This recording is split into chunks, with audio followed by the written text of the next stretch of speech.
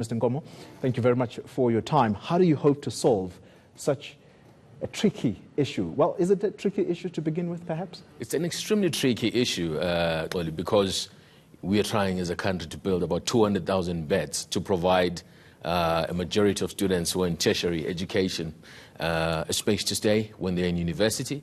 Research we have conducted over the past few years shows that, shortage of accommodation is a reason why some students spend 2 hours one way going to university and 2 hours going back home for those who don't find places to stay in university. And if you work that out, that is 28 days a year which they could use to study. 28 days. The issue, though, affordable accommodation. Surely you're not going to provide this accommodation free of charge. How are you going to address that matter? No, it's not going to be. So we are trying to raise 250 million rands through an initial public offer that will that invites the public in general to participate in the scheme. And we are targeting to build accommodation that is priced in the NSFUS bracket, which is where the majority of the market that is demanding accommodation is. And it's obviously putting a lot of strain on the government. The government might have cash, but they do not have enough beds. So we're trying to work along the government and private sector as well as bursary schemes to create affordable accommodation for the students. So if we're in a place where 1,800 rands is the running price, we'll try to build accommodation that meets that price range. And if we're in the 3,000 or 3,500 price range, depending on the institution, whether it's a TVET college or university, we will build accommodation that will suit that pricing. Some people who are running accommodation residences for students, I understand that they do not accept the NSFUS element. In other words, they're trying not to work with the institution NSFUS, and so they will, some students will find themselves being rejected.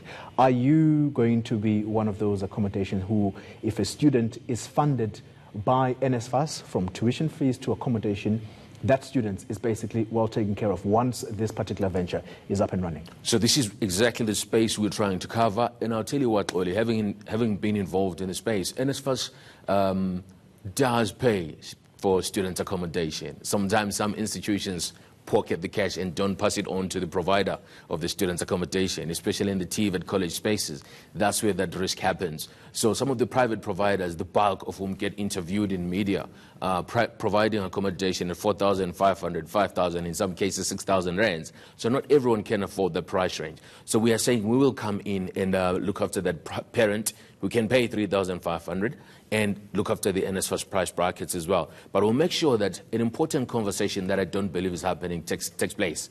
We must engage NSFUS. We must engage the government to make sure that they take the providers of accommodation seriously and they get paid on time. It'll be easier to provide beds for those students. Someone listening to you right now is saying, this man is very brave, because you're hoping that this partnership with NSFUS is going to work, like a charm. When people have had contracts with government that simply do not get paid in time, how do you hope to make this relationship work for you? Because you're probably not going to be the first person who's going to complain that we're not being paid. The 30-day rule, for example, is not being observed. No, look, contrary to popular belief, we did extensive due diligence with very big companies. Grant Thornton was supporting us. We worked as well with Java Capital to investigate some of these companies that we wanted to invest in. The bad debts in those spaces, even where the NSFUS student was staying in, were less than 2% only, which was quite impressive. And if I tell you right now, most of these facilities that are available out there for students staying are full. So it shows that parents will do anything to at least even subsidize their NSFUS payments. So if the government is paying 3,500 and the accommodation space is 4,500, the parent will work hard to put in 1,000 rand so that the child stays close to university in a suitable accommodation facility for the student. That is contrary to common belief. Some of these institutions, like I say, the TVET colleges, their management still needs to move up a level higher. But the universities that are contracting with the service providers in the accommodation space, they are paying on time. University of Pretoria pays on time, VIS pays on time, UCT, UKZN, UJ, UJ actually hasn't been doing leases, but what they do, they accredit people to provide accommodation. Some cases, like I've said, are outliers, but definitely I think the government is playing ball in this case. I don't think they can afford to have students having a room to sleep in and they have not paid, because you know what that will mean. The student will go to the streets. Sounds very attractive. When will this be built? You're saying you're aiming for just over 200,000 beds or accommodation? No, so 200,000 is a national shortage. Okay. We are targeting over a period of 20 years or 15 years to have delivered north of 15,000 beds in the country. We are currently earmarking about 3,500 beds in the pipeline that we have. So on completion of the capital raise, we talk to the banks and then say, bring cash in. We increase our size of capital to 500 to 750 million rands, and then we can deliver those beds across the country. And we've got solid partners to work with us that have been developing in the country over the past 20, 30 years. And so delivery on time is not going to be a problem in our views. Owen Nkomo, thank you very much for your time, and we wish you the best of luck. Thank you very much, Lolly. Thank you, sir.